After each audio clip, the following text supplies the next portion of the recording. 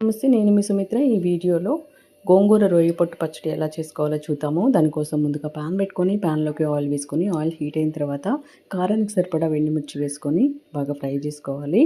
తర్వాత ఇందులోకి చిటికెడు మెంతులు వేసుకొని మెంతులు బాగా ఫ్రై అయ్యేంత వరకు ఫ్రై చేసుకోవాలి. మెంతులు వేగాలండి, బాగా వేగకపోతే చేదు ఉంటుంది. సో మెంతులు వేగిన తర్వాత ధనియాలు జీలకర్ర వేసుకొని ఫ్రై చేసుకోవాలి.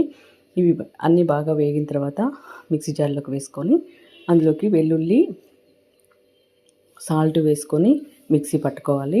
తర్వాత ఇదే ప్యాన్ పెట్టుకొని అందులోకి 1.5 కప్పు వరకు రొయ్య పొట్టు పెంకు ఏమీ లేకుండా నీట్గా క్లీన్ చేసుకొని తీసుకున్నాను. రొయ్య పొట్టు కూడా మంచి గోల్డెన్ బ్రౌన్ కలర్ వచ్చేంత వరకు ఫ్రై చేసుకున్న తర్వాత మిక్సీ జార్లోకి తీసుకోవాలి. ఇవన్నీ మిక్సీ పట్టుకొని పక్కన పెట్టుకోవాలి.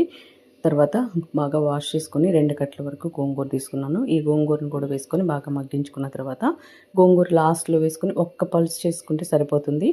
అంతే అండి, ఎంతో టేస్టీ అయినా గోంగూర రొయ్య పొట్టు పచ్చడి రెడీ అయిపోయింది. చాలా బాగుంటుందండి, తప్పకుండా.